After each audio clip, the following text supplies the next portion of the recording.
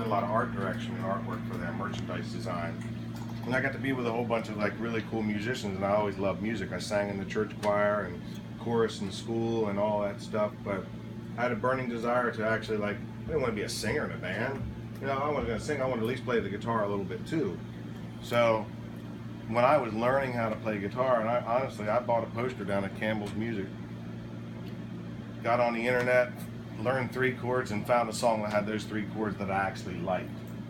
And I, you know, get into rhythm, you know, timing, and you know, from there, you know, we would go out and, all right, I immediately started writing my own songs, just because I had things that I wanted to say. It was cool to play other people's songs, but I wanted to do my own thing.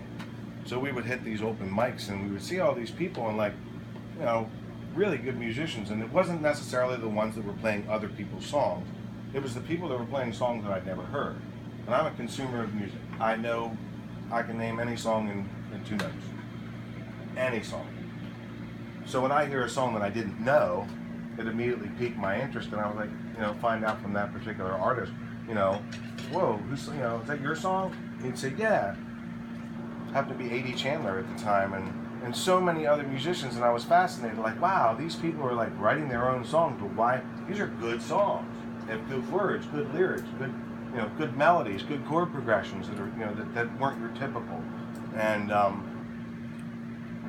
so short of my cousin and I, who were, you know, were just, you know, he wrote a lot of original music, and he supported me in writing my own songs. I said, there's got to be some way, like, why isn't this guy's song on the radio? You know, you have all this other crap on the radio that everybody has in their dial, and you turn the dial, and you've got 4 radio stations playing the same 11 songs over and over and over again. You know what I'm talking about, right? What's the radio station around here that plays that? Name one. There you go. What's that? Right. So why wasn't this guy's song? Because it was just as good as anything I'd ever heard. So short of buying everybody's CD at every show that we saw in these places where there seemed to be a hub of maybe, you know, 10, 12, 13 musicians who were doing these original songs, how could we get, other than getting everybody to go out that Thursday night to see them, or buying everybody's CD and burning copies for everybody? My cousin said, well, you do all this web design stuff and all this computer stuff. What about a radio station? And at the time, I was like, I don't know anything about antennas or any of that, you know, kind of stuff, how you do that. I said, but, you know, back in the, you guys might be a little too young for this, but back in the MySpace days, like, they had these things where you could take and make your own custom playlist of songs that other people had posted and were hosted on the internet. Well, there's got to be a way that you could take that technology, but put original songs and create your own feed of that type of, you know, artists were doing it, so how are they doing it?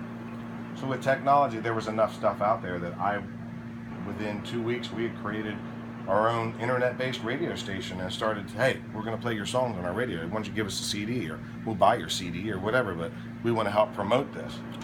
And, you know, within a couple months, we had our first festival with like 12 bands, all day long festival, all original music.